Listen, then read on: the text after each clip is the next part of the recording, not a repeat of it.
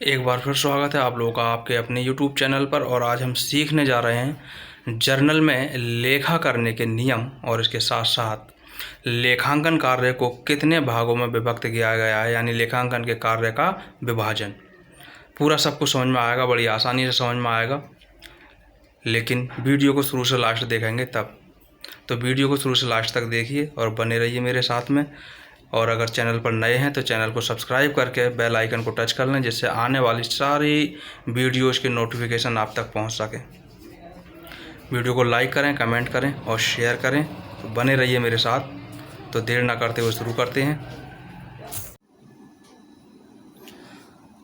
आज हम बात करने वाले हैं कि दोहरा लेखा प्रणाली के अनुसार जो भी लेखे किए जाते हैं, लेखा करने का जो पूरा कार्य है, उस पूरे कार्य को कितने भागों में बांटा गया है, उसका पूरा कार्य कब समाप्त होता है, ये हमें देखना है। तो इसका जो कार्य है 3 भागों में इसको बांटा गया है, जिसमें पहला भाग है, इसका पहला कार्य है प्रारंभिक लेखा, जिसको ओरिजिनल रिकॉर्ड भी कहा जाता है। तो जर्नल मैंने बनाना सिखाया था, सबसे पहला कार्य वही होता है। देखें यहाँ लिखा भी है, सर्वप्रथम समस्त व्यापारिक लेन देनों का प्रारंभिक लेखे की किसी पुस्तक में विधिवत तथा तिथिवार लेखा किया जाता है। और ये आप लोगों ने देखा था जर्नल में जब लेखे किए थे, तो जो लेखे पहले हुए हैं वो पहले, जो उसके बाद हुआ है वो उसके बाद, यानी क्रमानुसार तिथिवार लेखा किया जाता है। छोटे व्यापारी प्रारंभिक लेखे की केवल एक ही पुस्तक रखते हैं, जिसे जर्नल या रोजनामचा कहते हैं। लेकिन बड़े व्यापारी अपनी आवश्यकता अनुसार अनेक बहियों का प्रयोग करते हैं। जर्नल में लेखा करने को इसको जर्नल एंट्री या जर्नलिजिंग कहा जाता है, या जर्नल में लेखा करना कहते हैं। बड़े व्यापारिक कार्यालयों में जहां लेन देनों की संख्या बहुत अधिक होती है, जर्नल में लेखा करने के पूर्व उन्हें एक बेस्ट बुक में, जिसे स्मारक पुस्तक, जर्नल से पहले एक स्मारक पुस्तक जिसे याददाश्त बही कहा जाता है भी कहते हैं, उसमें भी लिख लेते हैं वो लोग। और इस याददाश्त पुस्तक में, स्मरण पुस्तिका में लिखने के बाद फिर जर्नल में लेखा करते हैं। तो इस पुस्तक के साथ एक पेंसिल बंधी होती है, और जैसे ही कोई लेन देन होता है इसमें लिख दिया जाता है। बाद में इस पुस्तक से लेखे जर्नल में उतार दिए जाते हैं। इस पुस्तक के रखने से सौदों के लिखने में भूल होने की संभावना नहीं रहती। आप लोगों ने देखा होगा, कभी कभी आप लोग गए होंगे, ज़्यादातर किराने की दुकान पर भीड़ रहती है, अगर आप जाएंगे तो वहाँ जो भी लेन देन उसके होते हैं वो तुरंत एक कोई किसी भी तरह का एक रजिस्टर वो रख लेते हैं। रफ रजिस्टर रख लें, सादा रजिस्टर रख लें, जैसा भी हो, उसके साथ पेंसिल बंधी होगी और जो भी लेन देन होता है तुरंत उसको लिख देते हैं। और उसके बाद जो भी दिन भर के पूरे लेन देन होते हैं वो शाम को फुर्सत के समय में जर्नल में उससे लिख देते हैं। इससे कोई भी लेन देन लिखने से छूटता नहीं है। तो ये हो गया वर्गीकरण। वर्गीकरण में मेन काम जर्नल में लेखा करना ही होता है। इसके बाद होता है वर्गीकरण, क्लासिफिकेशन। तो प्रारंभिक लेखे की पुस्तकों में लेखा क्रमवार व तिथिवार किया जाता है, अतः किसी खाते से संबंधित समस्त विवरण एक स्थान पर नहीं मिल पाता। यानी जर्नल को देख करके हम नहीं बता सकते कि कुल कितना माल खरीदा या कितना बेचा, कौन देनदार कौन लेनदार, ये हम नहीं बता कर सकते उससे। तो अकेले जर्नल से ये नहीं जाना जा सकता कि किससे क्या लेना है अथवा किसको क्या देना है इत्यादि, यानी कौन हमारा लेनदार है कौन हमारा देनदार है, ये जर्नल से नहीं पता कर सकते। अतः प्रत्येक खाते से संबंधित समस्त विवरण एक ही स्थान पर लिखने के लिए वर्गीकरण की आवश्यकता पड़ती है। वर्गीकरण की पुस्तक को खाता बही यानी लेजर कहते हैं। जर्नल से लेन देन लेजर यानी खाता बही के अलग अलग खातों में लिखे जाते हैं। इसे खाता खतियाना यानी पोस्टिंग इंग्लिश में कहते हैं, इसे खाते को खतियाना कहते हैं। लेजर के विभिन्न खातों से आवश्यक सूचनाएं प्राप्त की जा सकती हैं। जैसे जर्नल है, जर्नल को देखकर हम कुछ भी नहीं बता सकते, बस लेन देन बता सकते हैं किन किन तारीखों में क्या क्या लेन देन हुआ। कुल कितना माल खरीदा, तो उसके लिए हम सेल अकाउंट बनाएंगे, परचेस अकाउंट बनाएंगे, तो उससे पता चलेगा हमने कुल कितना माल खरीदा, शुद्ध क्रय हमारा क्या है। ऐसे सेल अकाउंट बनाएंगे तो सेल अकाउंट में सेल अकाउंट के ही लेखे होंगे, उसमें पोस्टिंग होगी, उससे हमें पता चलेगा हमने कुल कितना विक्रय किया है। यानी जितने भी तरह के लेन देन होंगे जर्नल में, उन सब के अलग अलग खाते तैयार किए जाएंगे, और जिस पुस्तक में खाते तैयार किए जाते हैं, जिस पुस्तक में खाते खोले जाते हैं, उस पुस्तक को खाता बही कहते हैं, यानी लेजर कहते हैं। तीसरा इसका भाग है सारांश, समरी। लेजर के खातों से भी यह ज्ञात नहीं हो सकता कि व्यापार में लाभ हुआ या हानि, और वर्ष के अंत में व्यापार की आर्थिक स्थिति क्या है। अतः व्यापारी वर्ष के अंत में अंतिम खातों के रूप में एक संक्षिप्त ब्यौरा, जिसे सारांश कहते हैं, तैयार करता है।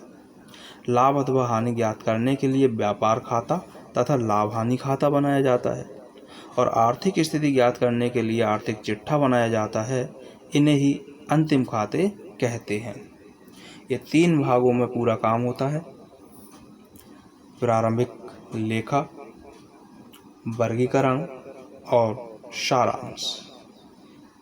सारांश पर पूरा काम समाप्त हो जाता है लेखा करने का, और उससे लाभ हानि पूरी हमारी ज्ञात हो जाती है, व्यापार की आर्थिक स्थिति ज्ञात हो जाती है। तो ये सारी चीज़ें हो गई। इसके बाद अब हम बात कर रहे हैं जर्नल में लेखा करने के नियम। हालांकि मैंने बड़ी इजी ट्रिक से आप लोगों को जर्नल बनाना बता दिया था। अब क्योंकि खातों के प्रकार भी आपको लोगों को बता दिए गए, खातों के प्रकार के अनुसार कैसे लेखा होता है वो देखेंगे। तो जर्नल में लेखा करने के नियमों को सीखने से पहले हमें जर्नल का प्रोफॉर्मा यानी प्रारूप मालूम होना चाहिए। तो जर्नल का जो प्रारूप है, पहला कॉलम हमारा एक छोटा सा डेट का होता है, कॉलम फिर थोड़ा बड़ा कॉलम विवरण का यानी पर्टिकुलर्स का होता है, और एक कॉलम LF का होता है, और 2 कॉलम रकम के होते हैं, रकम डेबिट और रकम क्रेडिट। कुल मिलाकर इसमें 5 कॉलम होते हैं।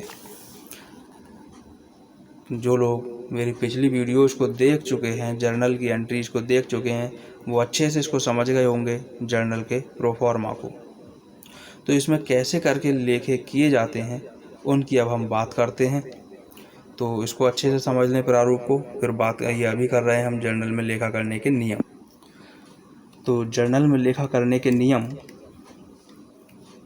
ये सबको अच्छे से पता है। दोहरा लेखा प्रणाली का अर्थ बताया था, जिसमें बताया था कि प्रत्येक लेन देन का प्रभाव 2 खातों पर पड़ता है।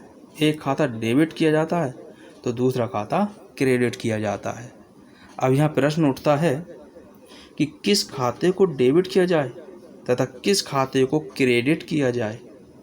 तो इसी के बारे में हम बात कर रहे हैं। देखें, जो खाते हमारे बताए गए थे कि खाते कितने प्रकार के होते हैं, पिछली वीडियो में बताया था। व्यक्तिगत खाते, व्यक्तिगत खातों के बारे में बताया था। तो देखें, व्यक्तिगत खातों के 2 ही रूप हो सकते हैं, पाने वाला अथवा देने वाला। तो जब हम लेखा कर रहे होते हैं तो हमें अपने बारे में नहीं, जो दूसरा पक्ष होता है उसके बारे में ध्यान देना होता है कि वो पाने वाला है या देने वाला। देखें, पाने वाला व्यक्ति को ऋणी यानी डेबिट करते हैं। अगर वो व्यक्ति पाने वाला है तो उसको डेबिट करेंगे, और अगर वो व्यक्ति देने वाला है तो उसको क्रेडिट करते हैं। उदाहरण, राम को 500 रुपये का माल उधार बेचा। राम को 500 रुपये का माल उधार बेचा, तो यहाँ पर राम पाने वाला है, अतः राम को डेबिट किया जाएगा। अब दूसरा देखें, सोहन से 200 रुपये प्राप्त हुए, तो यहाँ पर सोहन देने वाला है, अतः सोहन को क्रेडिट किया जाएगा। ये तो हो गई व्यक्तिगत खातों के। यहाँ पर व्यक्ति की जगह कोई कंपनी, कोई फर्म, कोई संस्था भी हो सकती है। अगर किसी फर्म, किसी कंपनी, संस्था से माल खरीदा गया है तो वो देने वाली कंपनी, फर्म, संस्था हो गई, उसे क्रेडिट करेंगे। और अगर किसी कंपनी, फर्म, संस्था को माल हमने बेचा है तो वो पाने वाली हो गई, तो उसको डेबिट करेंगे। अब वास्तविक खाते, इन्हें संपत्ति खाते भी कहते हैं। जो संपत्ति व्यापार में आती है उसके खाते को ऋणी यानी डेबिट करते हैं, और जो संपत्ति व्यापार से बाहर जाती है उसके खाते को धनी यानी क्रेडिट करते हैं। जैसे 400 रुपये का नगद फर्नीचर खरीदा, तो फर्नीचर आया है, फर्नीचर व्यापार में आया, अतः फर्नीचर खाता डेबिट किया जाएगा। और रोकड़ खाता, जो रोकड़ है व्यापार से बाहर गई, अतः रोकड़ खाते को क्रेडिट किया जाएगा। अब बात करते हैं अवास्तविक खाते, तो इन्हें आय व्यय खाते भी कहते हैं। व्यय अथवा हानि होने पर संबंधित खातों को ऋणी या डेबिट एक ही बात है, डेबिट किया जाता है। इसको दोबारा देखें, व्यय अथवा हानि होने पर संबंधित खाते को ऋणी अथवा डेबिट किया जाता है, तथा आय अथवा लाभ होने पर संबंधित खातों को धनी यानी क्रेडिट किया जाता है। जैसे वेतन चुकता किया, तो यहाँ जो वेतन है यह व्यय है, लिखा भी है यह एक व्यय है, अतः वेतन खाता डेबिट किया जाएगा। दूसरा उदाहरण, ब्याज मिला, तो यह एक आय है, अतः ब्याज खाता क्रेडिट किया जाएगा। अगर आप मेरी जर्नल की पहली वीडियो देखेंगे तो उसमें मैंने लेखे करके भी इन चीज़ों को समझाया है, उससे आप इसको समझ सकते हैं। इसके साथ साथ कभी कभी ऐसा होता है कि जो भी लेन देन है पूरे महीने भर के, और वो लेन देन एक पेज पर नहीं आई, तो फिर उसका लेखा क्या किया जाएगा, किस तरह कराएंगे, उसको देखेंगे अभी। तो ये हमारे पास में कुछ और महत्वपूर्ण रूल्स हैं जिसको हम देखेंगे। पहला, यदि सभी लेन देनों का लेखा एक पृष्ठ पर यानी एक पेज पर समाप्त नहीं होता यानी और रह गया, तो इस पृष्ठ के अंत में विवरण के खाने में कैरिड फॉरवर्ड, शॉर्ट में इसको CF लिखा जाता है। आप पिछली जर्नल में एंट्री करने की वीडियोस देख सकते हैं, उसमें ये सब बताया, समझाया, सब करके दिखाया है उसमें जर्नल में लिखा।